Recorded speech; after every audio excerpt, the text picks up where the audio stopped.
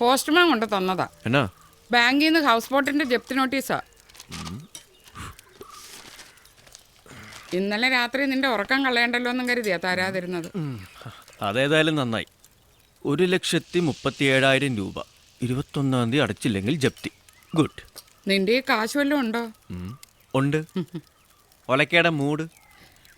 കിട്ടുന്നതെല്ലാം കൊണ്ടുവന്ന് ഈ അടുപ്പത്തിട്ട് പോയിക്കല്ലേ 3 എണ്ണത്തിനെയും തീറ്റിക്കാൻ. നീ ഇതൊക്കെ പറയുകയും ചെയ്യും, നീ തന്നെ കാശ് ചെലവാക്കുകയും ചെയ്യും. എൻ്റെ ജാതകദോഷം. അല്ലെങ്കിൽ ഒരു കുടുംബം മുമ്പോട്ട് പോകണമെങ്കിൽ ഏതെങ്കിലും ഒരുത്തൻ്റെ ജീവിതം കോഞ്ഞാട്ടായേ പറ്റൂ. നമുക്ക് ഈ അടുക്കള അങ്ങ് പൂട്ടിയാലോ? നല്ല ഐഡിയ. അവന്മാരെ വെറുതെ തള്ളേക്കൊല്ലികളാക്കണ്ട. വയറ് വശന്നാ അവരെന്തും ചെയ്യും. ചേട്ടന്മാരും ബോണ്ടന്മാരും.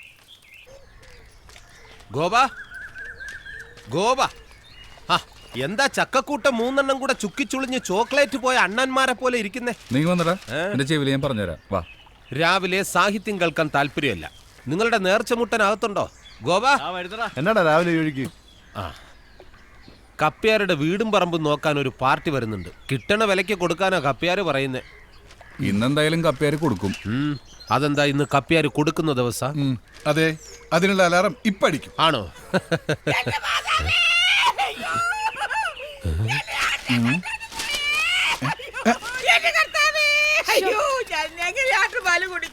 എന്റെ അമ്മച്ചി ഇങ്ങനെ കിടന്ന് തൊള്ള കീറാതെ പോയത് പോയി.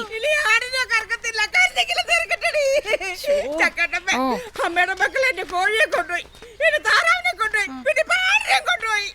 കോഴിയും താറാവിനെയും ഒക്കെ ചിലപ്പോ വിശന്നപ്പോ കൊണ്ടുപോയി കാണും ശോശാമ്മേ. പക്ഷെ ആടിനെ വെളുപ്പാക്കാലത്ത് കൂട്ടിക്കിടന്ന് കരഞ്ഞ ആണാണ്. അവന്മാരെല്ലാം നീ കുറച്ചത് ചെയ്യത്തില്ല. എന്റെ മാതാവേ, ഏക്കത്തില്ല. കേട്ടാലോ? ഇന്ന് വരെ അങ്ങനെ ഒരു സാധനം കേരളത്തിൽ ആരുടെ തലയിൽ വീണിട്ടില്ല.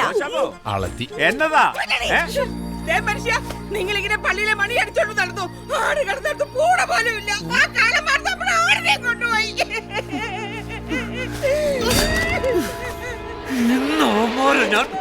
ഇന്നെന്തെങ്കിലും നടക്കും? ഒന്നും നടക്കില്ല. വായിച്ച് രസിക്കണല്ലേ? വായിച്ചോടാ, വായിച്ചോ. ഒന്നും അറിയാത്തവരെ പോലെ ഇരുന്ന് വായിച്ചങ്ങ് പഠിച്ചോ. പരീക്ഷ അങ്ങ് പോലീസ് സ്റ്റേഷനില്ല.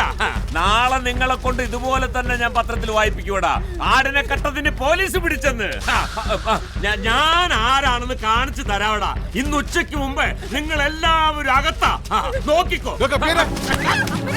കണ്ടോടോ ഞങ്ങൾ ആടിനെ മോഷിക്കുന്നത്? കണ്ടില്ല. തന്റെ പെണ്ണുമ്പളക്ക് കഴുത്തിന് ചുറ്റുനാക്ക. അവര് നീട്ടി വിളിക്കാണ്ട് ഞങ്ങളെ മെക്കെട്ടുകാരോടല്ലോ. തോന്നിയ ദിവസം പറഞ്ഞോണ്ടല്ലോ ഇയാളെ ഞാൻ തല്ലിയല്ലോ.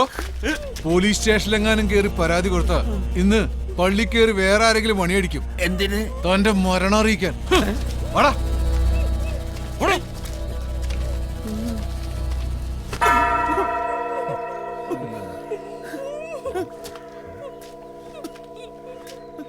എനിക്കിതിനെ കുറിച്ചൊന്നും അറിയില്ല. നീ ഇന്നെന്റെ ആ വീടും പറമ്പും വാങ്ങാൻ വരുന്നവരുടെ തലയിൽ കിട്ടുന്ന വിലക്ക് എങ്ങനെയെങ്കിലും അതൊന്നും കെട്ടിവെക്ക്. എനിക്ക് മനസ്സമാധാനത്തോടെ എവിടെയെങ്കിലും പോയി ജീവിക്കാനാ. ധൈര്യമായിട്ട് ഞാനേറ്റ് ഞങ്ങൾ എടുത്തോളാം. അവന്റെ ഒരു സ്ഥലം. ആരവര്? അവരാ വീടും പറമ്പും നോക്കാൻ വന്ന ആൾക്കാര്. അയ്യോ, അപ്പൊ അവരും എന്റെ വീടെടുക്കില്ലേ? അവരെന്നെ എടുക്കും. ഓടോ കരയാണ്ട്. ആടിന്റെ കാശ് വൈകിട്ടേ കിട്ടത്തുള്ളൂ. അതുവരെ പെന്നാ ചെയ്യും. അതിനെന്നാന്ന്? പണം കായ്ക്കുന്ന മരം ഇല്ലയോ കയ്യില്? പിടിച്ചു കുലുക്കുക, എടുക്കുക. ഏത് മരം? എടവേ SI ജോർജിന്റെ ഫോണുമായിട്ട് പോവുക, കാണിക്കുക, വരട്ടുക, ആവശ്യമുള്ള കാശ് മേടിച്ചു പോരുക. ഞാനിപ്പോ അങ്ങ് വിചാരിച്ചേ ഉള്ളൂ. ഓരോരോ ഭാഗ്യം വരുന്ന വഴികളെ. 2 അടിച്ചേച്ച് നേരെ സ്റ്റേഷനിലേക്ക് പോവാം. വാ. ആശാനെ, വക്കീല് തകർക്കുവാണല്ലോ. നെഹ്റു ട്രോഫി എത്തി. നാളെ ബോർഡ് കോൺ മീറ്റിംഗാ. അതിനു മുമ്പേ നമ്മൾ അശോകൻ വക്കീല് ട്രയൽ തുടങ്ങി വെച്ചാ.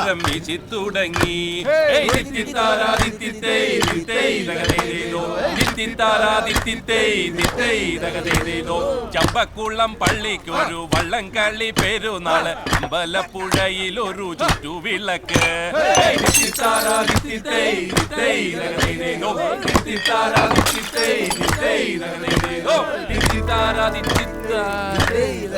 നല്ല രസം പിടിച്ചു വരുമായിരുന്നു. വക്കീൽ നിർത്തിക്കളഞ്ഞു. ഇവളെങ്ങനെ ഇവിടെ? എങ്ങനെയുണ്ട്? കൊള്ളാല്ലേ? ഡാ, ഇത് നിന്റെ പരിപാടിയായിരുന്നല്ലേ? അയ്യോ ഞാനല്ല, ഗോപം പറഞ്ഞിട്ടാ. മാമച്ചാ, അവിടെ നിൽക്കണം. എന്നതാ പ്രശ്നം? അവൻ തന്നെ പ്രശ്നം. എങ്ങോട്ടാ മാമച്ച? ധൃതിയിൽ നിന്റെ അച്ഛൻ പെറ്റെന്ന് കേട്ടു, കയറെടുക്കാൻ പോവാ. തലക്കറിയും. മാമച്ചാ, നിക്കടാ അവിടെ. മാമച്ചാ, നിന്നോട് നിൽക്കാനാ പറഞ്ഞത്. അയ്യോ അയ്യോ മാമച്ചാ, മാമച്ചാ, മാമച്ചാ, നെഞ്ചുവേദന, എന്നൊന്ന് ആശുപത്രി കൊണ്ടുപോ. നെഞ്ചുവേദന നിനക്കാ? കുപ്പി കളഞ്ഞാ വരാം. അയ്യോ എന്നെ നെഞ്ചു വേദനിക്കണേ. അയ്യോ മാമച്ചാ, വാ. അയ്യോ, കടമ്പിയായിരിക്കും എന്നെ നീ ഇവിടെ അടിക്കാൻ. ഉണ്ടായിരുന്നോ? ഞാനിപ്പോ ചത്തുപോയേ. എന്നൊന്ന് ആശുപത്രി കൊണ്ടുപോകണേ. അയ്യോ, അയ്യോ.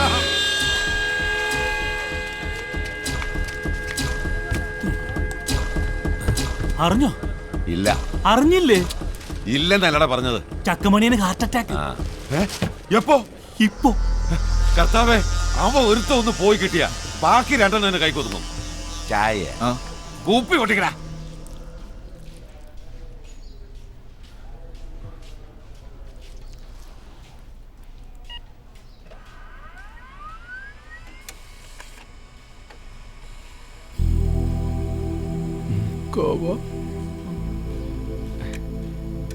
ഒന്നുമില്ല.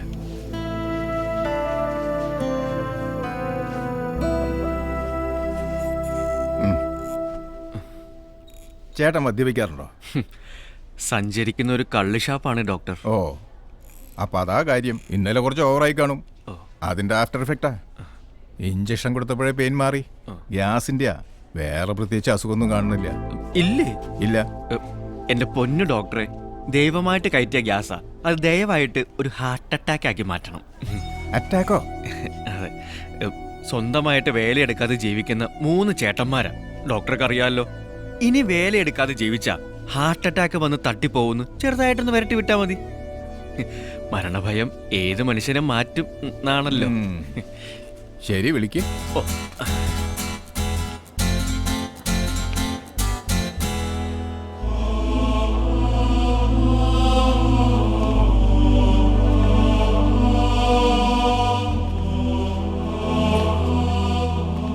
സുഖു, വരവ് കണ്ടിട്ട് മണിയും മരിക്കുമെന്നാ തോന്നുന്നേ.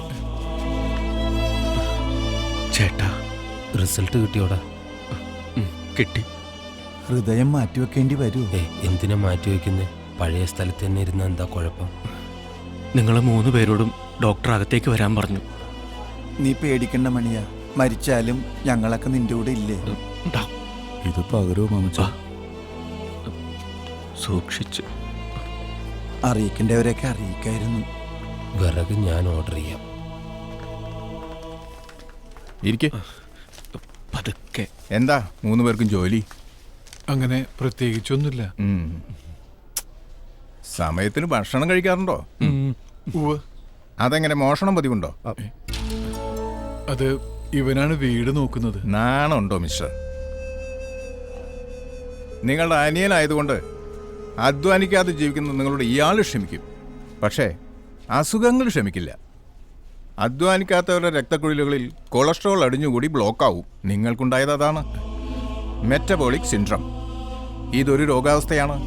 ഒരേ കുടുംബത്തിലുള്ളവരായതുകൊണ്ടും ഒരേ ശരീരപ്രകൃതിയുള്ളവരായതുകൊണ്ടും ഒരേ ജീവിത രീതി ആയതുകൊണ്ടും നിങ്ങൾക്കും എപ്പോൾ വേണമെങ്കിലും ഇത് സംഭവിക്കാം. സംഭവിച്ചാൽ ഒരു വശം തളർന്ന് കിടപ്പിലാവാം, കിഡ്നി ഡാമേജ് ആവാം, അറ്റാക്ക് വന്ന് മരിച്ചു പോവാം. വെള്ളം ഇറക്കാൻ പറ്റാതെ കിടക്കണോ, അത് ആരോഗ്യമുള്ള ശരീരത്തോടു കൂടി ജീവിക്കണോ? ആരോഗ്യമുള്ള ശരീരത്തോടെ ജീവിക്കണം ഡോക്ടർ. എങ്കിൽ ഇന്നു മുതൽ വ്യായാമം ചെയ്യണം. ശരീരം വയർക്കണം, അധ്വാനിക്കണം. ചെയ്യാൻ ഡോക്ടർ. ശരി, അടുത്ത മാസം 10-ാം തീയതി വന്ന് 3 പേരുടെയും ബ്ലഡ് ചെക്ക് ചെയ്യണം. ഓ, എന്നാ ഞങ്ങളങ്ങോട്ട് പതുക്കെ. ഡോക്ടർക്ക് ഫീസ് കൊടുത്തിട്ട് ഇപ്പൊ വരെ. Thank you doctor. ഇതാണ് മെഡിക്കൽ എത്തിക്സ്. ഒരു കുടുംബം രക്ഷപ്പെട്ടു. Thank you.